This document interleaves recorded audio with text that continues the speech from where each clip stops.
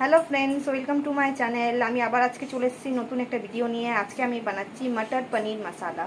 এটা কিভাবে বানাচ্ছি আপনাদের দেখাচ্ছি। মটর পনির মশালার জন্য আমি নিয়েছি পনির। দেখুন কত বড় বড় করে ডুমো ডুমো করে কেটে নিয়েছি। আর মটর, এটা হচ্ছে সেই ফ্রিজে রেখে দেওয়া মটর। সুন্দর, দেখুন কত সুন্দর আছে।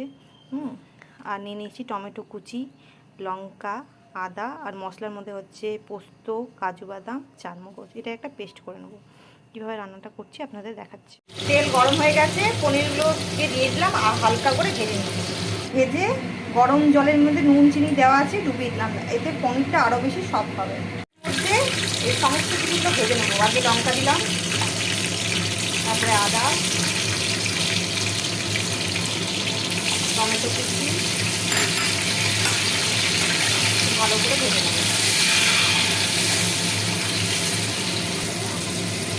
এরপরে আমি কাজু বাদাম, পোস্ত আর চারমগজটাও দিয়ে দিলাম ভাজবার জন্য।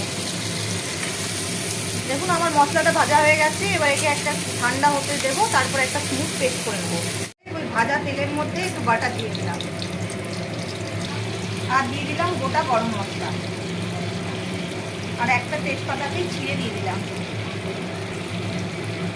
এরপরে দিয়ে দেবো সেই মশলাটা যে পেস্ট করে নিলাম। ভালো করে মশলাটাকে ভেজে নেবো।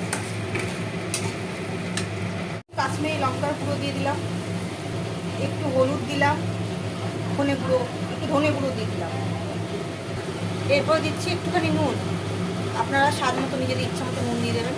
আর দিচ্ছি চিনি। চিনিটাও আপনাদের ইচ্ছা মতো স্বাদ মতো দেবেন। এবার ভালোভাবে একে কষিয়ে নেব। কষানো হয়ে গেছে, এবার মটরগুলো দিয়ে ভালো করে আবার কষিয়ে নেব। দেখুন তেল ভেসে উঠেছে, আমার ভালো করে কষানো হয়ে গেছে। এবারে পনিরগুলো দিয়ে দেবো।